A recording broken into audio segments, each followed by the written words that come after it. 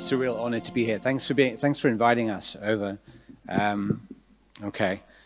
This is the talk is a kind of introduction and a partway update on our project that Jorel mentioned, community strategizing about psychedelic therapy in Aotearoa. So to start off with, as Jorel showed, there's a whole way of introducing oneself in Aotearoa, and that's really influenced how I like to introduce myself everywhere now. It's a kind of value shift that is something that I may come back to at the end if there's time. But as neither Māori nor Pākehā, which is the word for white settler descendants in New Zealand, I understand myself as Tauiwi of British Indian heritage. So I was born on these lands, not far from London. I'm a dad of a 5-year-old and a 3-year-old. And I'm also a senior research fellow at Waipapa Taumata, which is at the University of Auckland. I facilitate the Reimagining Psychedelic Trials working group. And recently I became a co-editor-in-chief with Alan Davis at Ohio State University of the journal Psychedelics. It's kind of the big thing about it is trying to make it very interdisciplinary in how we've set it up. So if you're interested in publishing stuff, you might be interested in that. So the project, in order to talk about the project, I just kind of wanted to flag first the image that I'm using in the background here. It was taken by Davina, our project partner, whom Jorel mentioned, and I used it to represent the importance of grounding psychedelic therapy in Aotearoa in Māori authority. So the project itself is a philanthropically funded project. It's been funded from February of last year until August 2025, and it asks this question: what could or should psychedelic-assisted therapy in Aotearoa look like? And the foundations of the project are in Tino Rangatiratanga, which is Māori sovereignty, and harm reduction, from sort of harm reduction movements internationally. We, from the beginning, we sought to set it up. We sought to set it up with key stakeholder communities in mind. Not limited to them, but we really wanted to make sure that they were a key part of the project. And so they include people with lived and living experience of the mental health care system. So that includes the sort of dangers of over-medicalization and the overhyping of new healthcare treatments. Felt important to us. Harm reduction practitioners, including experts in holding space for those who experience challenging psychedelic experiences or bad trips. Rongwa practitioners who are experts in traditional Māori healing, you could think of as the first healthcare system of the land.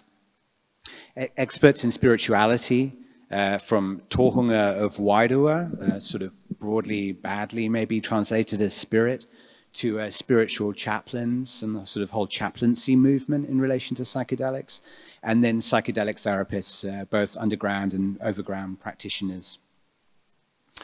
So the project was built through a partnership model of Māori and non-Māori, which is an essential part of its alignment with Te Tiriti o Waitangi, that Jorel mentioned, this foundational treaty of 1840 agreed between Māori and the British Crown. And we also carefully sought out some project advisors. So there's 6 of them.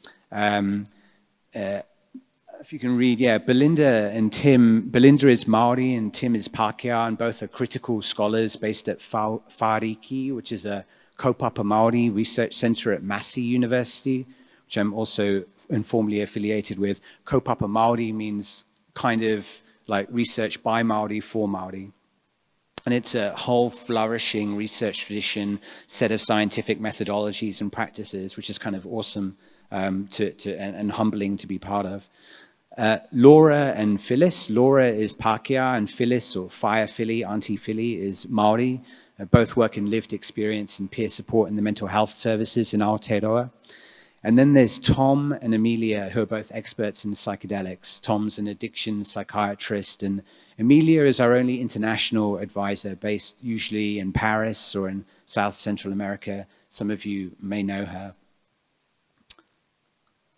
So we've been running local and online meetings and connecting individuals and groups with each other and with the psychedelic literature. We've done a project survey, and most recently, we hosted this first national gathering on psychedelic therapy at the University of Auckland. A little bit of information here on some of the people who attended. There are about 240 or so who registered, which is substantial for a country of only 5 million.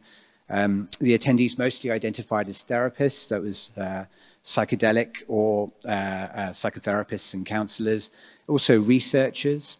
There's a high number of people with lived experience of the mental health care system, which is something that sometimes is either not explicit or is rarer at psychedelic conferences. People may talk about lived experience in terms of lived experience of psychedelic therapy, but of the broader mental health care system, it seems to be kind of less prominent. There were 8, I think, matakite, which is something like seers of the spiritual realms, 1 chaplain, and over 10% identified as wrong practitioners. And there are a similar number of legal and policy reform advocates.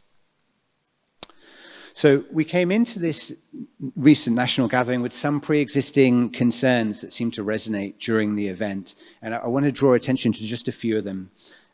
One was what even to call it, and the need to be alive to the cosmologies that get smuggled in by the very language that we use, and to take care of what's at stake when we move across these supposed synonyms like psychedelic or plant medicine.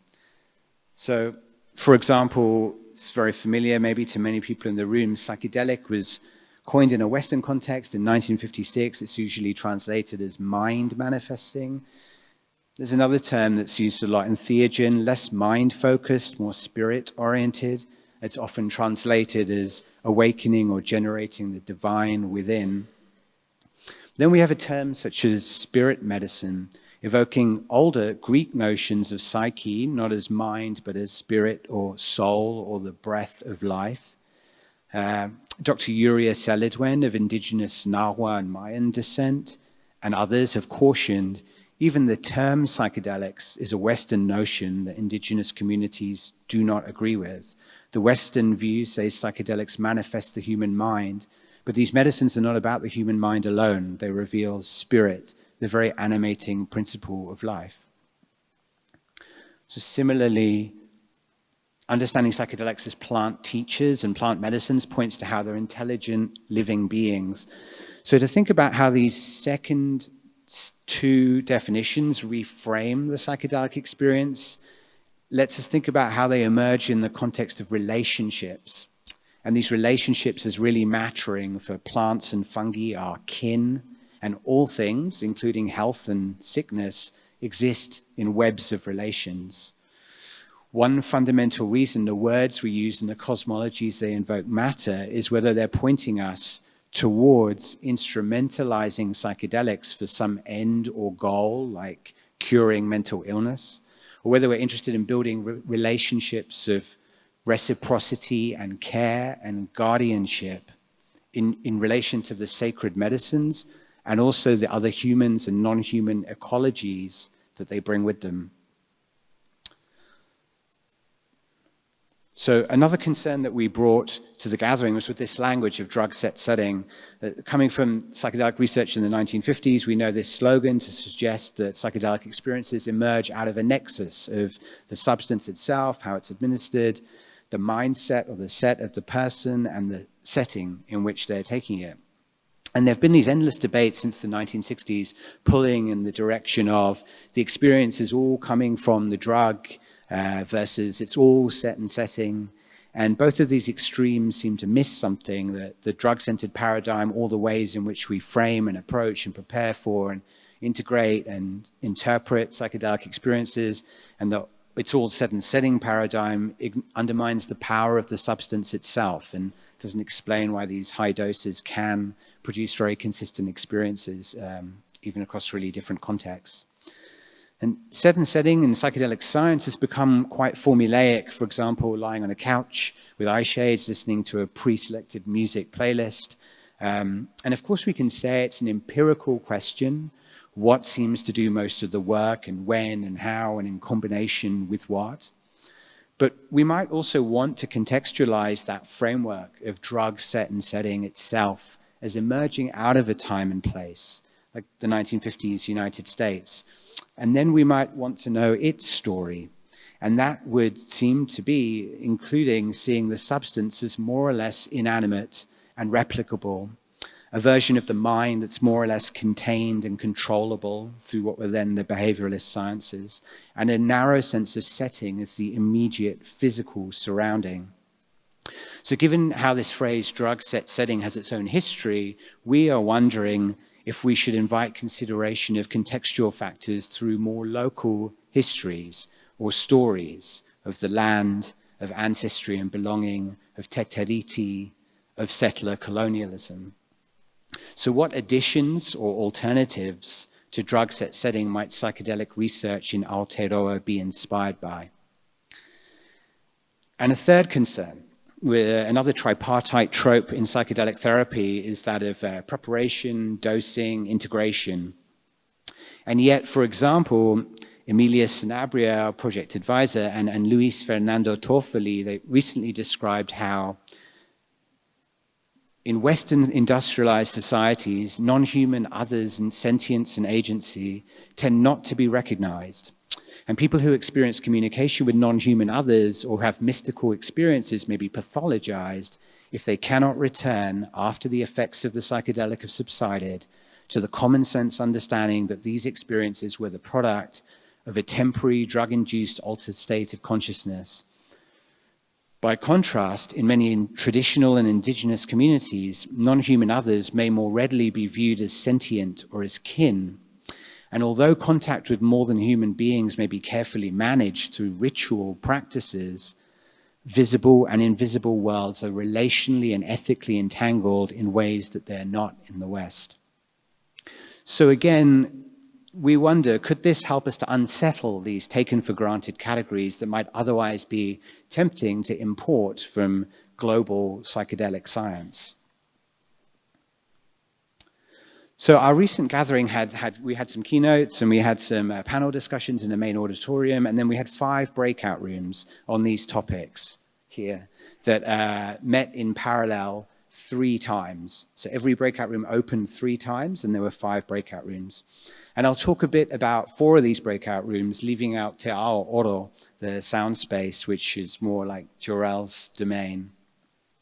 So starting with research designs, there's a rich tradition of Kaupapa Māori research in Aotearoa, as I mentioned, research by Māori for Māori, which is deeply informed by histories and legacies of colonialism.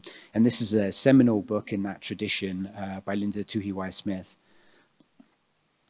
Allied with this tradition, I came into this project interested in the more social and relational accounts of the healing of psychedelic sciences trial participants than they usually receive in the clinical trial write-ups, which is reflected in a growing social science literature that emphasizes such terms as communitas, connection, collective effervescence. Some of these terms have come up here already.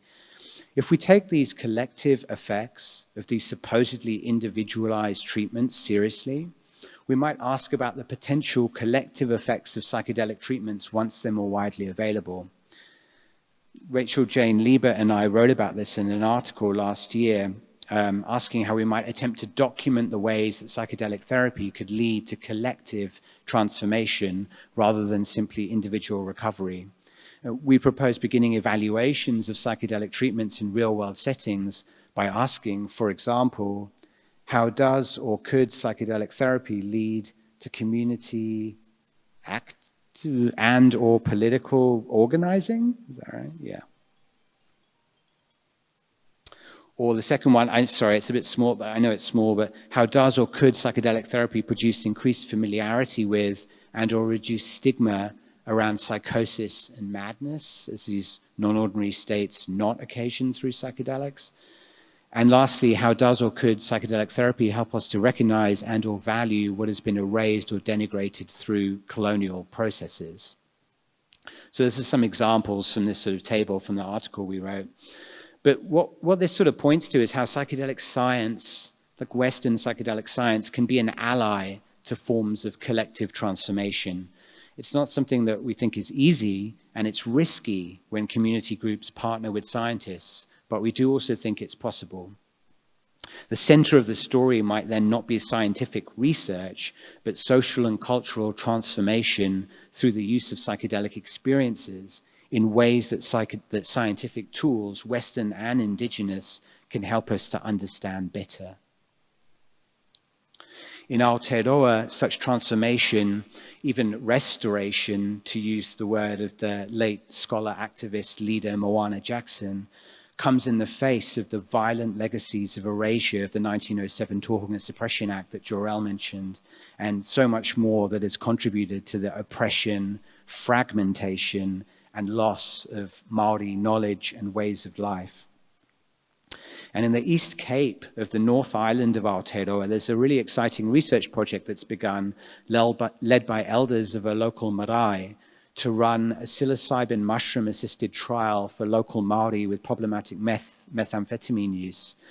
This kind of showcases how the development and reclamation of customary practices of use of psilocybin-containing mushrooms can emerge hand in hand with the scientific study of a psychedelic-assisted therapy intervention for a clinical indication.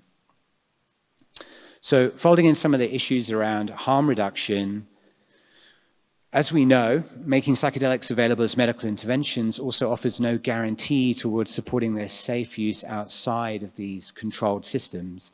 So some of the conversations at the gathering were about how community networks, legislative change, and better policies might better enable community-based provision beyond these professionally provided psychedelic therapy modalities.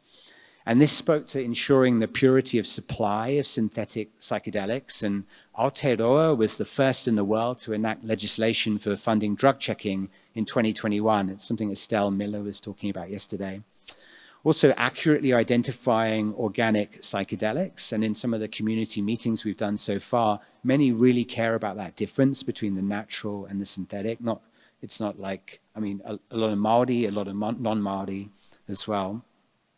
Also aspiring to develop and strengthen peer-to-peer accountability structures, and this kind of peer support line Fireside from the US came up a few times, and in resourcing harm reduction courses and local wraparound services for those who may need extra support after having psychedelic experiences. In the psychedelic regulation and models of care breakout room, there was interest in group-based therapeutic models, which resonates well with Te Ao Māori, with the Māori worldview. And there was also much discussion of an exemption that's built into the existing 1977 misuse of drugs regulations there that enables prescribing of controlled substances with ministerial consent on a case-by-case basis. One of the keynotes at the gathering is in the late stages of the first application that has been put through in Christchurch, the city of Christchurch, for such a clinic. So more such clinics could be set up, and that's something that I think the gathering might have really accelerated. And that might lead us to something like the Australian model.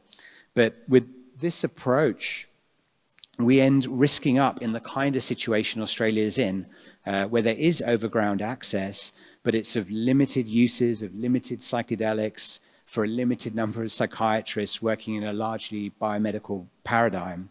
And the services are costly and inexpensive to most. As Jorel mentioned, is upwards of 20,000 Australian dollars for treatment, some of these treatment packages. One requires a psychiatric diagnosis for access, and a lot of people won't have psychiatric diagnoses. Or be wary of the mainstream medical system preferring Rongwa or non-biomedical modes of healing. And then there's a question of whether this high cost and low accessibility combined with a growing awareness of psychedelic therapy may lead many more to seeking underground treatment provision. So just finally folding in some of the discussions pertaining to the Kaupapa Māori and Indigenous wisdom room, Māori community leader and businessman Manu Kadi and others developed a document recently, Taonga Tikanga Tiriti, that articulates how it's a tiriti obligation that Māori are able to use native psilocybin-containing mushrooms as taonga, as treasures, unobstructed by the Misuse of Drugs Acts and regulations. So that then amounts to a sovereignty claim that's rooted in Te Tiriti o Waitangi, rather than, for example, calling for exemptions based on religious grounds, as in the US. It was reflected in calls from that breakout room for separate and protected conversations for Māori who are working with sacred medicines moving forwards.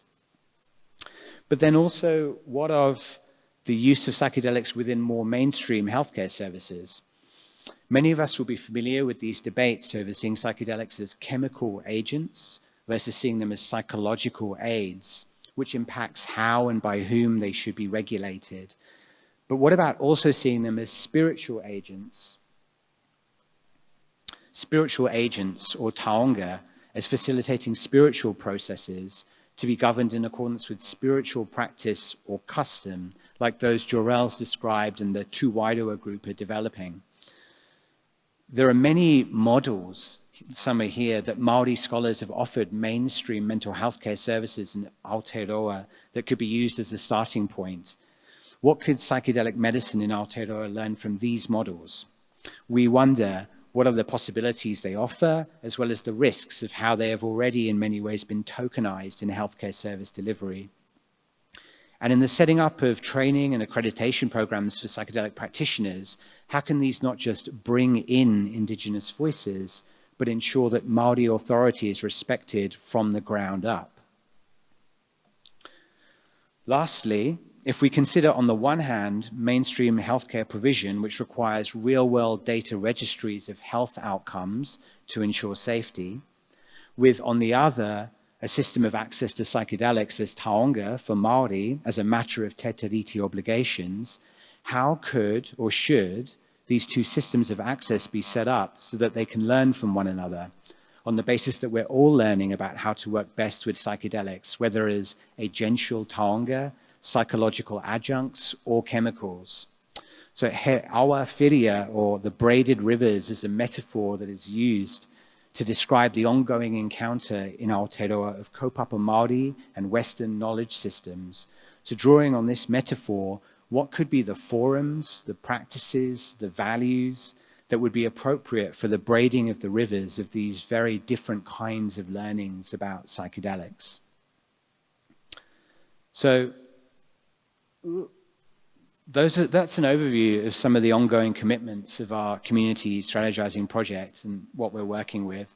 With those summed up, I want to end with a couple of reflections from my own experience so far on what it means to work in partnership as non-Indigenous, but also as the academic partner to the project with Jorel and Tavina. One thing I thought I wanted to mention is about time and the difference between the time it takes is the time it takes. It's about relationship building, getting to know one another, friendship, versus bureaucratic time of deadlines and grant cycles and that sort of thing. So this is about the need to slow down, especially perhaps in the midst of what we call crisis. Māori have this awesome technology for this, whakawhanangatanga, which is a way of connecting slowly at the beginning of every meeting, every new group. It's a way of sharing your own intentions, having some integrity in terms of where you're coming from, and building that weave of the connections that already exist in the room between us all. We get to bring the fullness of who we are to the work, and we're more likely to move forward together. And the other reflection I thought I'd share is it's actually a request from Jorel not so long ago, which is a request for me to stand more in my own mana. And mana, I don't know how best to translate that, but Professor Margaret Mutu describes mana as spiritual authority, something like that. So to stand in one's own mana, to be leaderful in that way, means, to me, as I understand it, not trying to do everything in a Māori way, which comes with all the usual traps of me seeking to master and control what that is. It's a very colonial way of being. But instead to know who I am and what I contribute, and to stand firmly in that. And that requires knowing what I bring to the treaty relationship, which has been an invitation to look into my own whakapapa, my own ancestry more. And that's an invitation that I see as a gift of this kind of collaborative work. So that's the end of the presentation. Thank you.